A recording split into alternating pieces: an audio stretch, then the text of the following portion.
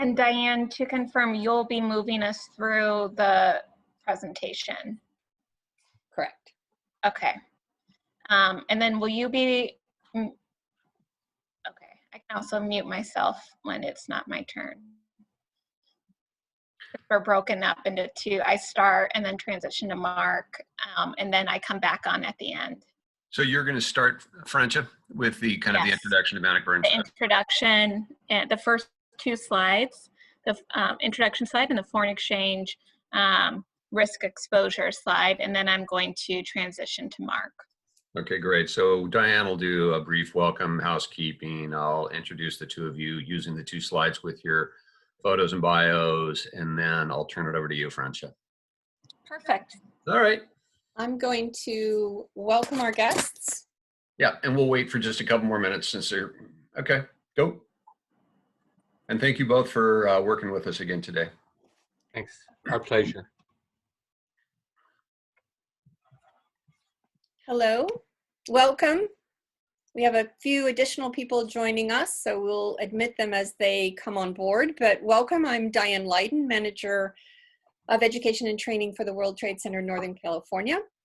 Again, thank you all for joining us today. We have an excellent program and we'd like to get started. But before we do, I'd just like to make a few remarks, if I may, to make sure to remain on mute. It does help to eliminate extra background noise so we all can enjoy what the speakers are telling us and the information they're providing. I'll be monitoring the chat box, so please do at any time type in your questions and comments. We'll provide a time at the end of the presentation to answer those. This briefing is being recorded. And for your viewing pleasure, what I might suggest is at the top right of your screen, you can toggle between gallery and speaker, and I would recommend putting on the speaker view. Okay, Kevin, are you admitting people as they come on board, it looks like? I am. Great, thank you. So I have the pleasure to introduce today's moderator, Kevin Mather. Kevin is the President and CEO of World Trade Center Northern California. He brings to the organization a wealth of knowledge and experience in the international trade and development industry. I've worked with Kevin for nearly a year. He offers tremendous integrity and compassion in the support of our organization's mission to provide education, resources, and connections to help build an economically vibrant and globally aware region. Quite important now in this phase, and as well part of this program. And we love to connect companies and people from around the world. Kevin? All right, well, thank you. Thank you, and welcome everybody. It's a pleasure to have everybody here and to join you, to have you join us for this impact briefing. We've called them impact briefings, and these have grown out of really our conversations with international businesses here in Northern California. And it's our attempt to take and provide current actionable information to international businesses as we weather and go through this time with the coronavirus and COVID-19. One of the questions that has come up is really about, it's kind of a two-part question, and it is, what are some of the stimulus programs that other governments are doing and what effect are they having? And then also about the currency volatility some of the international businesses we've spoken with have seen in the markets. And so we're very fortunate to have with us today two folks from Bannockburn. First is Marc Chandler. He's partner and chief market strategist. Marc has been, you can read his bio there, but he's been covering the global Forex markets and capital markets for 30 years and has extensive depth, widely quoted. He's an author. He, is frequently seen on pick your favorite economic program, including Financial Times, Wall Street Journal, Barron's, Bloomberg, Washington Post. Really quite an impressive background and a very interesting speaker. And he'll be giving us that big picture overview. We're also fortunate to have with us his colleague, Francia Zink. Francia has been with Bannockburn since 2013. And she's really responsible for the Western United States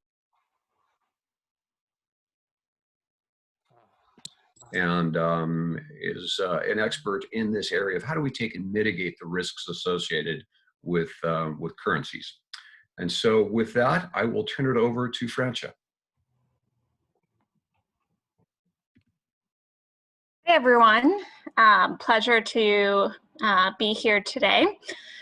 Really quickly, I'd like to just give you a 30-second overview of Bannockburn, and then we'll go from there. So, as Kevin mentioned, our firm is a boutique foreign exchange trading and hedge advisory firm that was started in 2009 and today has 10 offices spread out from coast to coast. I recently moved to LA in January of this year, and now covering the West Coast for Bannockburn.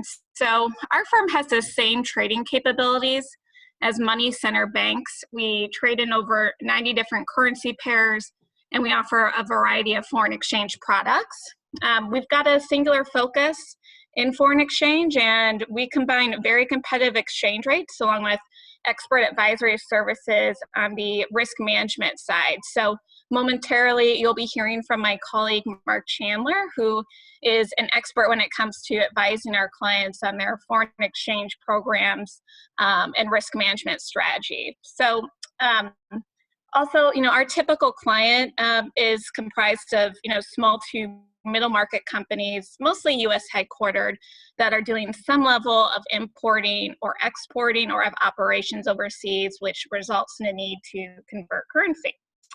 And with that, we'll go to the next slide.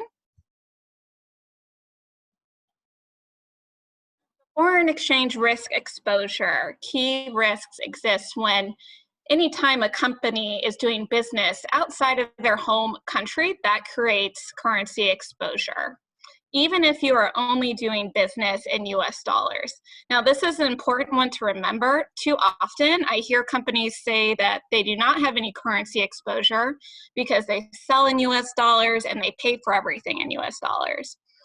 Though your customer or suppliers may own the currency conversion process, the currency moves can still impact them positively or negatively, which in turn can impact your business. So, for example, a few years ago, I had a customer who was selling into Canada and pricing in US dollars, and they saw a significant decline in their Canadian sales when the Canadian dollar depreciated rapidly against the US dollar. So extreme currency moves can certainly impact your customer's ability to pay you. And there's many reasons why a company should consider owning that foreign exchange risk. Specifically for exporters, by pricing in the foreign currency, you can oftentimes increase your sales as a result, since you're removing that FX burden from your customers. FX risk also exists anytime a company is importing or exporting. So companies that are paying for something in a foreign currency have foreign exchange exposure, as do companies that are selling internationally in a foreign currency and have a need to convert that foreign receivable back to US dollars or whatever their functional currency may be. Any company that has operations overseas is going to have foreign exchange exposure. And anytime a company may be performing international intercompany transactions, such as loans, dividends, royalties, franchise, and license fees. And last but certainly not least, our firm does a lot within the cross-border M&A market. So anytime companies are acquiring or divesting international entities, that creates exposure from the time the letter of intent is signed until that deal closes. So, these are just some examples of when foreign exchange occurs. I'm now going to turn it over to my colleague, Marc Chandler, who will talk more with you about foreign exchange volatility in light of COVID, where we are currently and where do we go from here. I'll then follow up after Marc with some commonly used strategies by our clients to manage risk.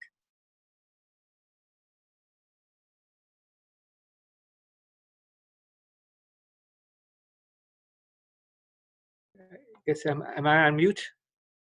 You're good to go now, Marc. All right, sorry about that.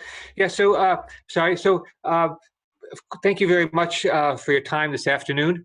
I suppose that it's sort of like that 3,000-pound gorilla in the room being hit by this crisis, and many people think of it as a natural disaster type of crisis. And in a natural disaster, you tend to get a V-shaped bottom. That is, you get the hit of the calamity, like Superstorm Sandy, for example, here on the East Coast. but you have a natural disaster, and then as that takes the hit on the economy, and then the big quick recovery and resumption of activity, so you get this V-shaped.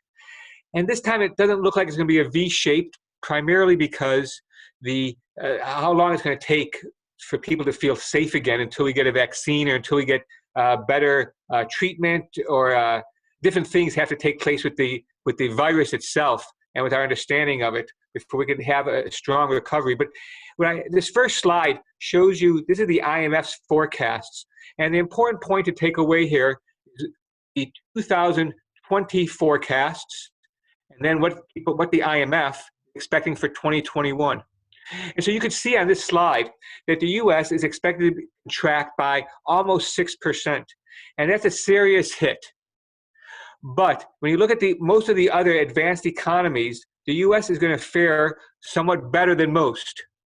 And then if you look at 2021, the IMF is expecting the U.S. to respond quickly, among the quickest of the major industrialized countries. And partly the reason that we get such a favorable outlook, I think, despite these terrible times, is that the U.S. has reacted, and by the U.S. I mean two big levers of influence: fiscal policy and monetary policy. And the U.S. is basically doing a lot more than most other countries. As we sit here today, leaving aside the bill that Congress is negotiating now, phase 4, that's supposed to go to states and local governments primarily, could be as much as $1 trillion. But if we leave that aside and we think about what has already been delivered, the Congressional Budget Office estimates that the U.S. deficit this year will be about $3.7 trillion. That's about 18% of GDP, and that is before this other package. This is much larger than most other countries. Most other countries are below 10%. Most countries can't afford even the 10%. We're talking about the large countries. Canada, for example, is looking at 3 to 5% fiscal spending, fiscal stimulus. Germany, which had run a very tight fiscal ship, is also opening up. They could be as much as 8% of GDP. But most countries can't come close to at least the 18% that we're going to be spending. At the same time, the Federal Reserve is also doing more than most other central banks as far as the size relative to the GDP. Federal Reserve is also responding very aggressively. And as you know, the Federal Reserve is not only buying treasury bonds and mortgage-backed securities, but it's set up 9 different special purpose vehicles to support other parts of the market that had been paralyzed, like money markets, commercial paper, corporate bonds, state and local government bonds, small business administration loans. So the 2 points about this I want to leave with you is, first, yes, the U.S. is going to get hit, and get hit hard by the economic shutdown, but not hit as hard as most other major countries. And the recovery, because of very aggressive central bank action, very aggressive federal government action, the upturn should also be stronger than in most of the other countries. We've also been hit by another shock, and that's really the next chart here, is about is oil prices. And here you're looking at a chart of real oil prices. So this is the price of oil since 1861, adjusted for inflation. And so you could see what's happened, this huge decline in oil prices, and the oil prices add another component to our macroeconomic mix, and that is the high levels of unemployment, the dramatic decline in GDP are what economists would call as deflationary.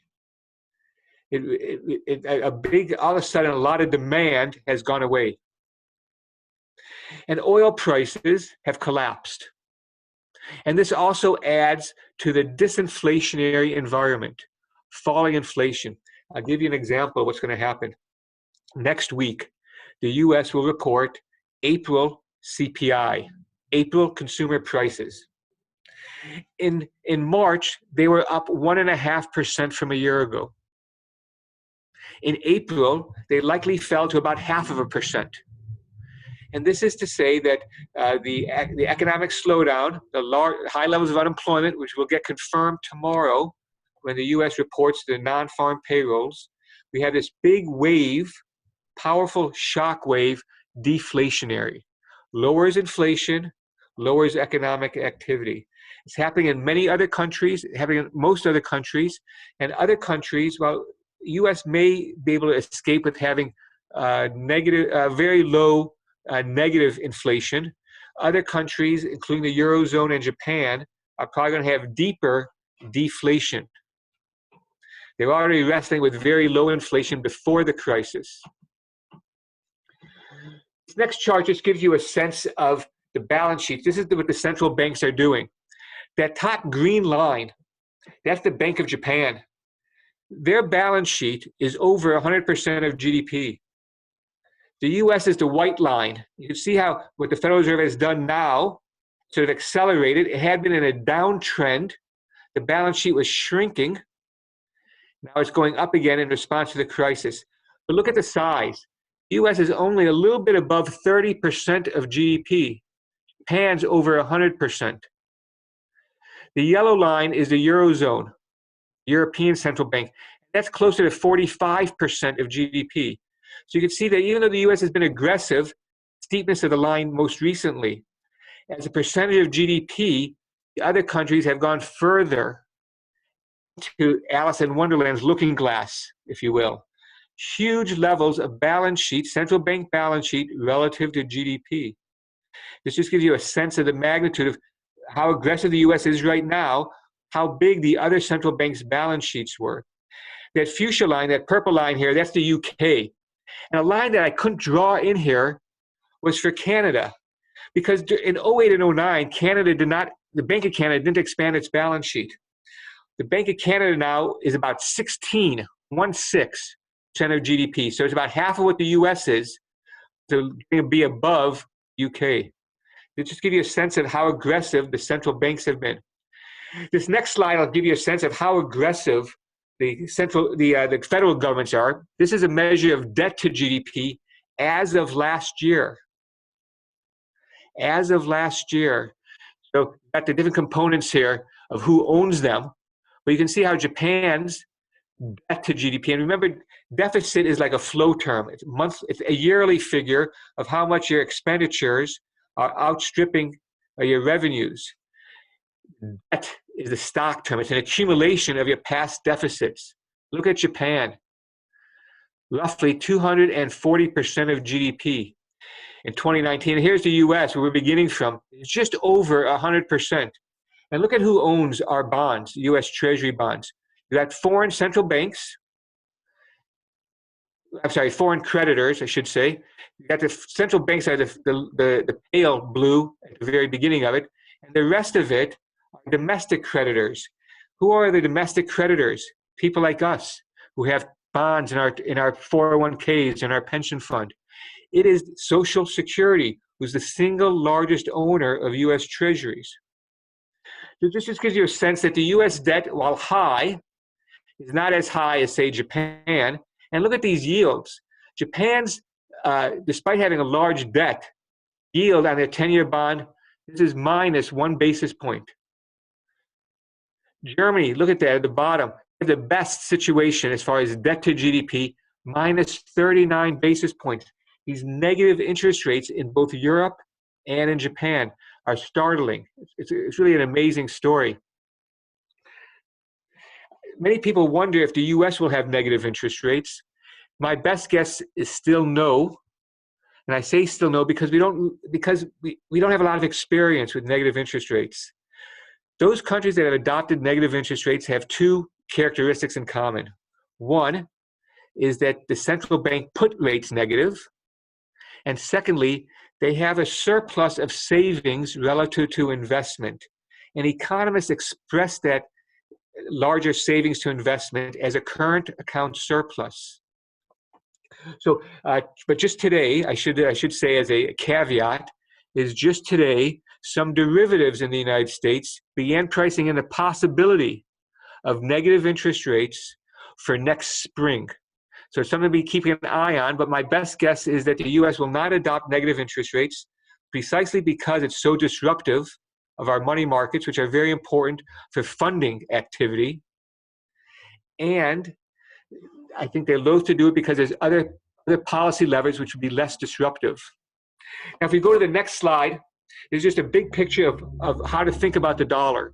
Now, and I should say how to think about the dollar is not so much how we as business people think about the dollar and manage the risk that Francia was speaking of, but this is how the dollar is impacting the economy. So what this chart shows, since the US left Bretton Woods in 1971, it shows the real, that is, it's adjusted for inflation, and it's a trade-weighted, broad to include most of our trading partners. So you can see there's been 3 big dollar rallies. And the question is, what happens to this third Obama-Trump dollar rally? Until the crisis, I was thinking that it was rolling over and that for a lot of exporters who get hurt by the strong dollar, there was relief coming. But I'm afraid that because the US policy response has been so aggressive and other countries have not been nearly as aggressive, that this might let the dollar strengthen further. This was the Clinton dollar, the tech bubble dollar high, and this might be where we're headed because of this new divergence, how aggressive the US is. The next slide just really shows you an up-close look at that trade-weighted measure of the dollar most recently, and you can just see how we've had a tick up this year. And lastly, as a way to begin thinking about foreign exchange risk, in the markets, we think of risk as how much things are moving. And this is just to give you a sample of what's happened since the crisis broke. I know that there might have been some cases back in November, December in Asia, maybe even some in the US, but the crisis doesn't really percolate to the top, to our consciousness till March. And so here's a list of all the major currencies, including some emerging market currencies, and how they've done in the 2 months or so of the crisis. You can see that Brazil and Mexico have fared the worst on the bottom. Brazil, Mexico, look at that kind of the magnitude of those losses. Only 2 currencies have actually strengthened against the US dollar, Japanese yen and the Taiwanese dollar. But many businesses are operating on a 4 or 5% profit margin a year, right? 4 or 5% profit margin. So look at what currencies can do. Canadian dollar, one of our biggest trading partners, 5.5%. Mexico down 20%. So the magnitude of these moves is a way to think about exposure. It's to really illustrate the magnitude of the currency moves that require us to take the risks there seriously and to think about how we protect ourselves from adverse currency moves. As I mentioned, this next chart will show you another way to think about that measurement of movement, and that is thinking about the implied volatility. This left-hand side chart shows you the change in volatility, how much volatility has changed in the past month. As the markets began normalizing, volatility fell. But what the right-handed table shows is still that volatility is very high. And ultimately, if every currency was just fixed to each other, there wouldn't be the risk involved. And again, that risk is that movement of currencies. You are selling goods in Canada, but your costs are in US dollars. Or I was working with a cheese company that's importing products from Italy. It's in euros, and yet they're selling it in US dollars. Whenever you have this currency mismatch, and that mismatch just illustrates the change in the currency, the volatility is against the dollar.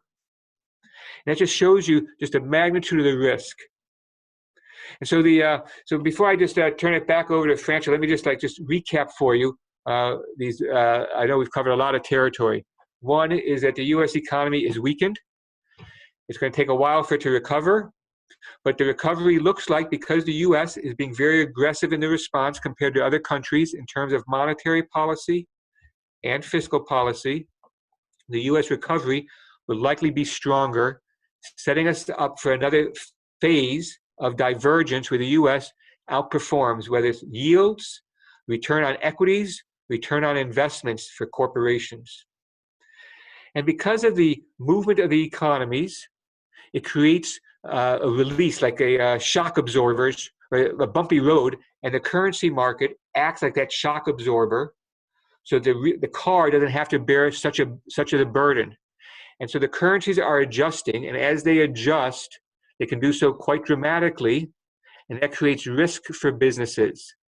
And the good thing to say, as I introduce Francia again, is just that the risk here can be managed. And with that, Francia, it's maybe you want to take us through some of your examples. Great, thanks, Marc. So I'm going to keep my comments today just focused around one specific product that our clients use to manage risk, because 9 out of 10 times we see our clients use forward contracts to hedge.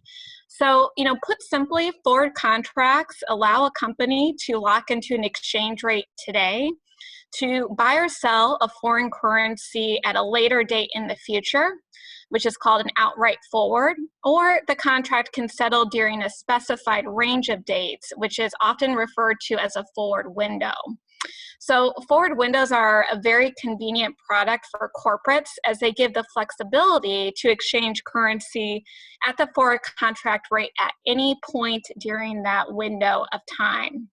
So some of the key benefits to utilizing forwards: one, it eliminates exposure to adverse fluctuations in currency values, as that exchange rate is locked in as of the date you execute the trade. Now, forward contracts are an obligation to exchange currency at the forward contract rate, regardless of where the spot market is trading over the time period between when the contract is executed and when it matures. So your hedge rate or the forward contract rate may be better or worse than where the spot market is trading when your contract matures. Now, I always encourage our clients to remember that the point of hedging is not to beat the market, it is to mitigate risk.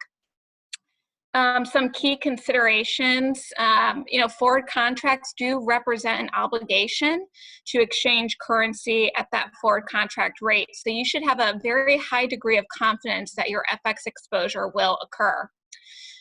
There is also no out-of-pocket premium associated with locking into forward contracts with Bannockburn.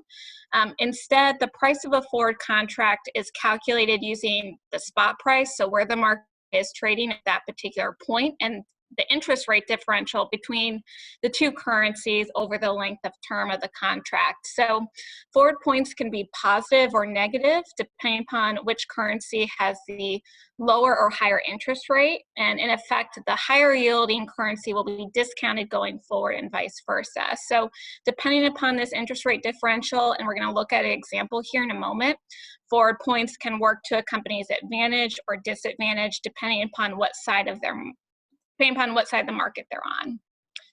That, we'll go to the next slide. So this is an example.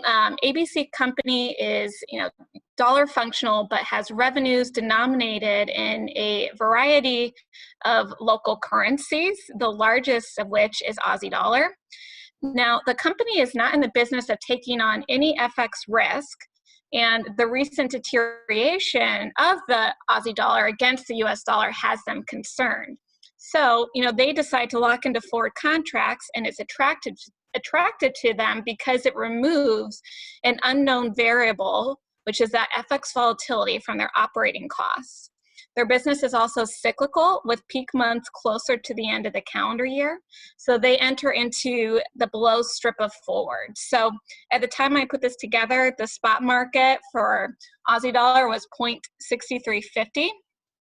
And when we're determining that all-in forward rate, we look at the forward points, which, as I mentioned earlier, are either positive or negative, depending upon that interest rate differential.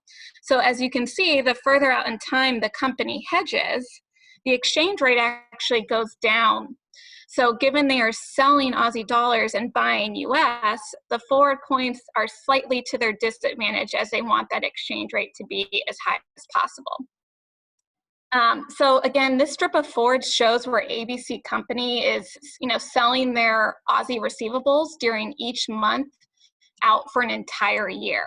So again, by using the forwards, they know with 100% certainty when those Aussie dollars come in, exactly where they will be converting that receivable. So you can see the USD amount that they receive on the right-hand side there. So again, it's a great tool because they know that, going out each month for the course of the year, exactly the amount of US that they will receive when those Aussie dollars come in. So again, these forwards are removing any sort of, uncertainty around that exchange rate. So when these contracts come up for maturity, the company can deliver the Aussie dollars to settle that contract, or they can also offset the contract at maturity and net settle the gain or loss. And if the timing changes, another reason why our clients like forwards is that we can sort of shift those dates around. So they're very flexible. Now, in my next example, I've got a company, ABC company again, that is dollar functional and has manufacturing facilities in Mexico. And one of the largest variables of operating that entity is a peso exchange rate, and due to payroll and other related expenses that they have in peso. So this business is non-cyclical, and locking into forwards is very easy for them since their business is so forecastable. So, you can see they enter into the below strip of forwards. So notice in this case, that the exchange rate, that all-in forward rate is increasing over time. Considering that they are selling dollars and buying Mexican peso, the forward points actually really work to their favor, as they want that exchange rate, to be as high as possible. So again, forwards are just a great tool for this particular company because, they know with 100% certainty that they have this specific need to buy this amount of pesos. So similar to my last example, when it's time to settle these contracts, the company can deliver the peso to their Mexican entity at any point during the month. You can see again the exchange rates that they're receiving in every month going out the next 12 months. And if timing changes, we can certainly move those dates around as well. With that, that concludes our presentation. As I said earlier, I really wanted to focus my comments around forward contracts as, that is what we see our clients use 9 out of 10 times anytime they have some sort of FX risk that they're looking to mitigate. And with that, I think we'll probably open it up to some questions. Great. Thank you very much, Francia and Marc. We do have a few questions. If anybody has questions, please put them in the chat box. We have a couple there, and I have some other ones. One of the first questions was from actually Jeff Deast down in Bay Area with the SBA. And he was asking, what is kind of the minimum size of transaction, or is there a transaction that is too small to be able to utilize hedging, Francia? No, at least with Bannockburn, we don't have any minimums, associated with locking into any sort of hedging product with Bannockburn. So if it's a material exposure and it matters to this business and they want to remove that FX risk, they are, certainly welcome to do so.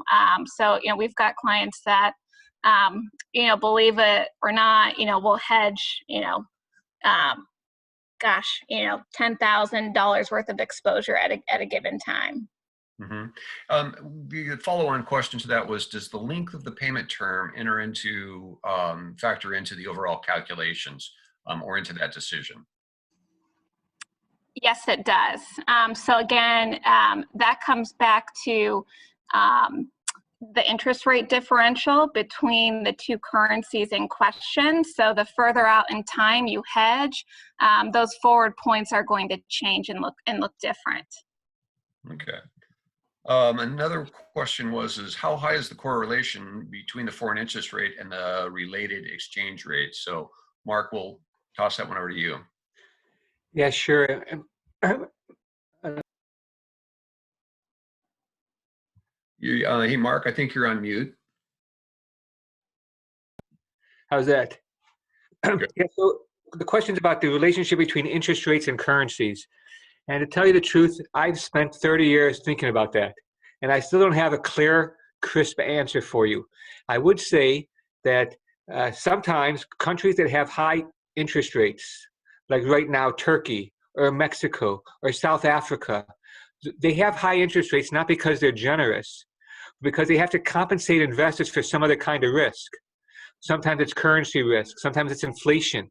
In Turkey's case, there's the credibility and independence of the central bank has been undermined. And so, and typically the opposite is true too, that those countries that have the lowest interest rates, often like the Japanese, like Japan or Switzerland, often have the strongest currencies.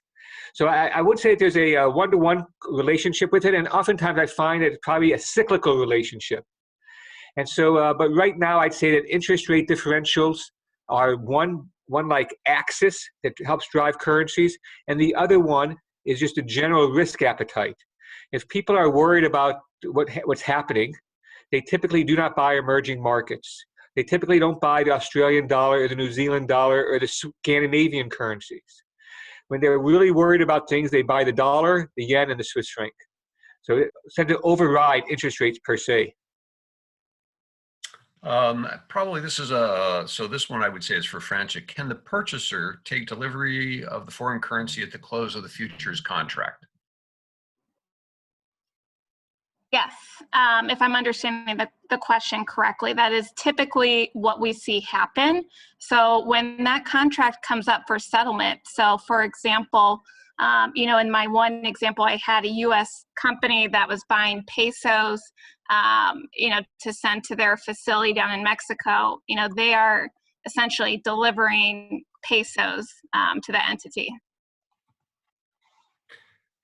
So kind of a related question to that, Francia. There was a company, a manufacturer here locally that was quoting some heavy equipment into Canada in US dollars, and the exchange rate moved so dramatically that the Canadian customer basically had to back away from it because it just got too expensive.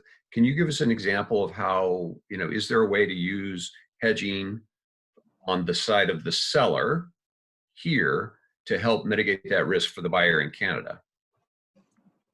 Sure. So, Kevin, so in your example, the U.S. headquartered company was selling into Canada, and they were selling in U.S. dollars, correct? Yes, that's correct. So certainly what they could do instead, and a big reason why we see clients decide to make that change to pricing in a local currency, in your example in Canadian dollars, is because it allows those companies to sell more by removing that FX burden from their customers. So what we would do is, one, help them think through, how do we price our product in Canadian dollars? And then two, how do we hedge that exposure? Because at the end of the day, we want to protect, our profit margin. And again, we typically are doing that using forward contracts. So we're locking in, once that contract is agreed to with this customer, we're locking in using a forward contract to guarantee that exchange rate for when we convert the Canadian dollars back to US dollars. So again, the US company is removing, that FX risk, and allowing their customer to make it, easier on them to buy from them. Great. Since they get to pay in since they're paying in their own currency. Right. Marc, this one is for you. So you indicated the U.S. economy is forecast to recover faster than other countries. Can you tell us, who do you think kind of rank order, who's going to kind of follow behind us? Who's going to recover faster on a global scale, and who's going to be, potentially be recovering a little slower? The implication obviously is, what that means for international business over the next year or two. Yeah, sure. That's a very good question. It's like I said, the pecking order. So perhaps the most interesting thing is that China took the hit very early. Right, their economy really was shutting down in February and early March.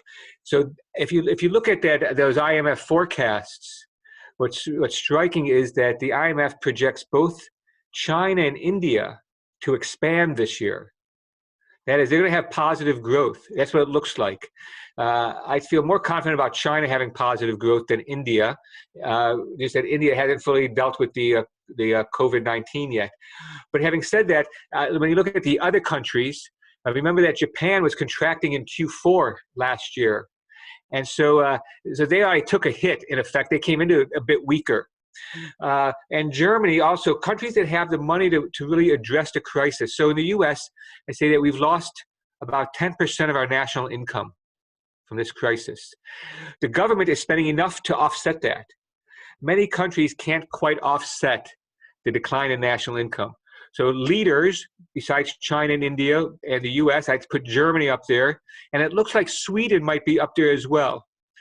And this is important when you're thinking, I think to your point, Kevin, is when you're thinking about restarting factories and supply chains, that's part of the problem we're having now. If the US economy reopens up and some factories get going again, and Mexico is further behind the curve, how do we get those parts that Mexico does for us, for our goods here? And so I want to say that the fact that it's not synchronized, neither the hit, nor the policy response, nor like the speed in which countries can recover.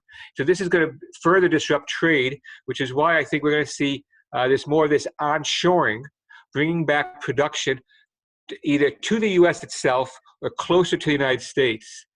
So I have in countries to maybe lag. I do worry about Mexico and Brazil. They've been slow to respond. They're still in denial. And even when they accept the virus, what it's doing, they are slow to respond with using policy. AMLO, the president of Mexico, is reluctant to have a large fiscal support program because they think it bails out large companies. So it's a very important point, and I think to your example you had about the price changes, someone has to pull back from the deal. I think that's what we're really seeing, a lot of M&A at early stages, people pulling back, lack of transparency and visibility as a big factor. Great. Another question. So you had indicated that you think we may be originally you had thought that perhaps this was the end of, or we were coming near the end of a dollar rally, but you think that dollar rally may continue now because of the U.S. response and to this entire situation. The question that's being posed is, are you willing to get out your crystal ball and say how long you think that might last?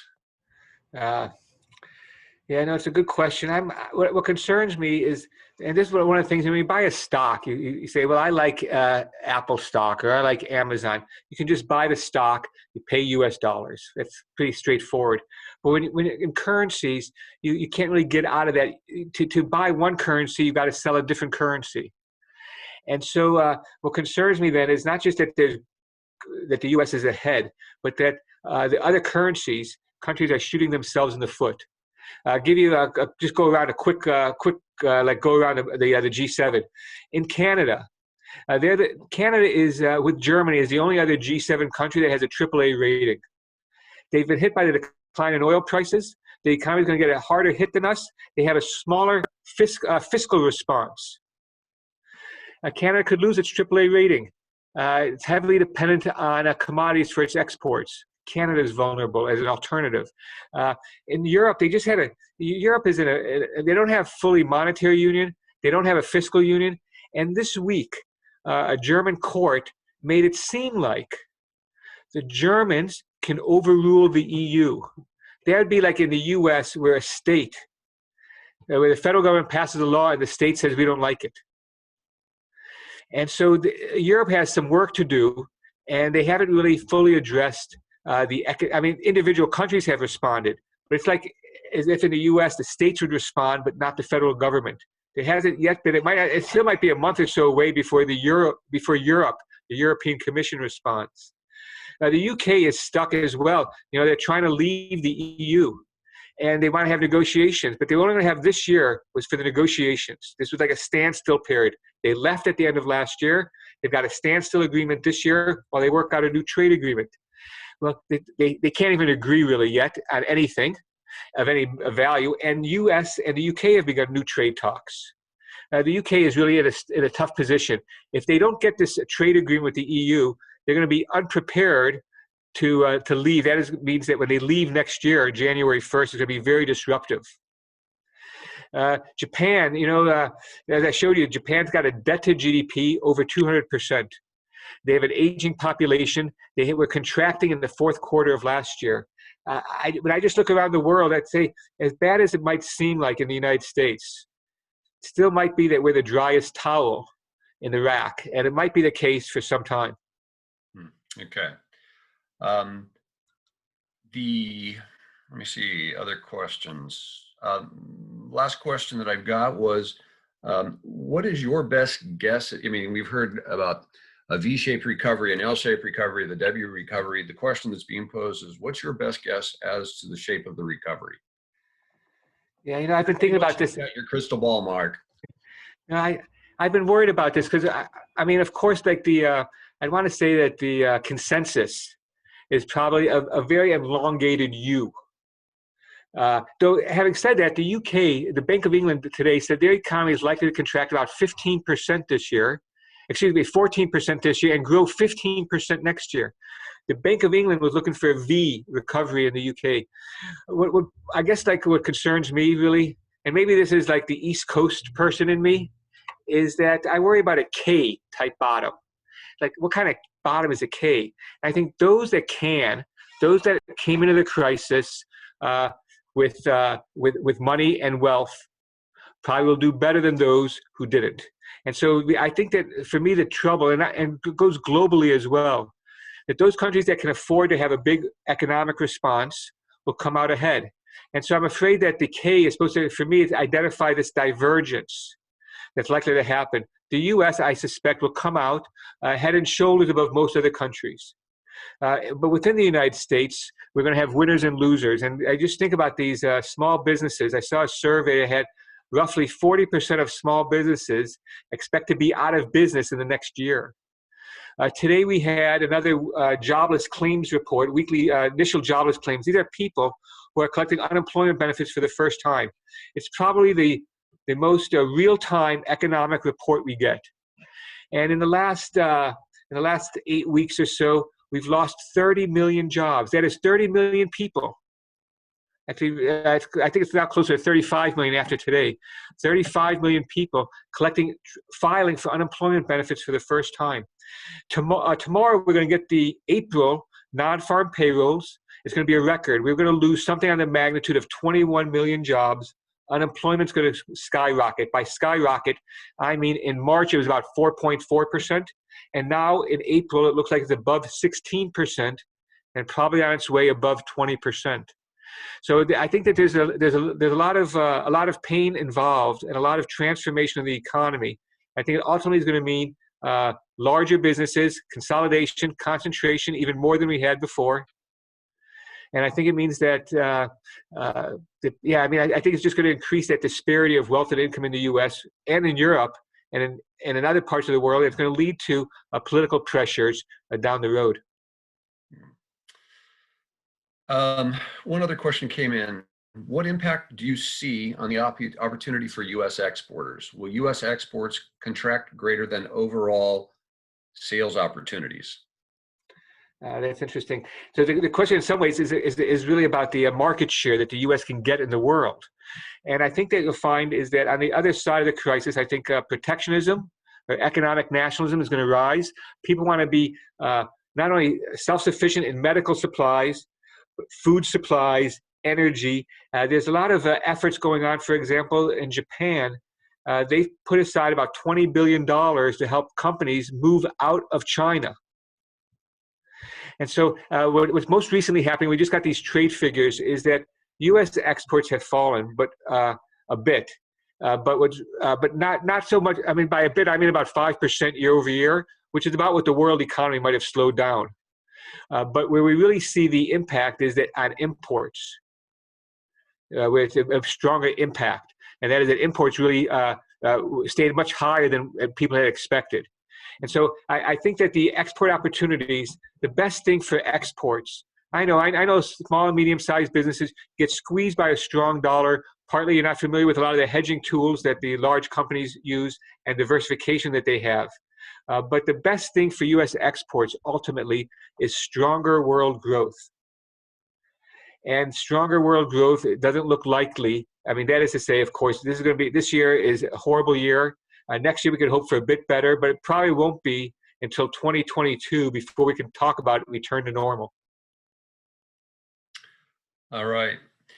Well, that's the last of the questions that we have. I want to take just a moment and say once again, thank you very much to Francia and to Marc for joining us and for providing us both kind of that macro overview of the global economic situation, and then also tools that international businesses can use to try to navigate and mitigate some of the risk that is out there in terms of currency exchange right now.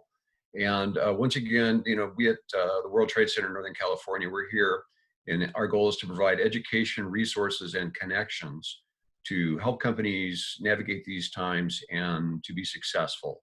And with that, I'll turn it over to Diane Lydon and say thank you very much. Thank you, Kevin. In closing, we'll send out today's recording of the briefing along with the contact information for Marc and Francia. You can follow us, of course, on LinkedIn or visit our website and also join us and add to the conversation on our Facebook group. And I might add, if you do have any questions, if you require some assistance, reach out to us. Know that we provide no-cost one-on-one consulting for you. Just on a programming note, we'll be announcing our next program for later in the month shortly, yet I'd like to also tell you all about some other opportunities. As part, World Trade Center Northern California is also part of a larger World Trade Center Association. And in partnership with our friends at the World Trade Center Denver, we're offering a 20% discount to participate in World Trade Day 2020. This is a virtual conference that happens every Friday this month. Those are being recorded, so you can watch them live or access them at a time that works best for you. I will type in just a moment the links for those, so you'll have them in the chat. And as well, our partners at California International Trade Center, they help business owners leverage digital tools and services to grow their overseas markets. And they're offering 3 different web series which broadcast throughout the month. So I will make sure I get those into the chat. I apologize, I didn't have them in there first, but I wanted to get all those questions in, those great questions that everybody offered. And here is the International Trade Organization for their web series. I would highly recommend taking a look at those. So thank you all very much. As your host and on behalf of the World Trade Center Northern California, I'd like to express our deepest appreciation for our notable guests from Bannockburn Global Forex. And to all of you, thank you for joining us today. Bye-bye and have a great afternoon. Bye-bye.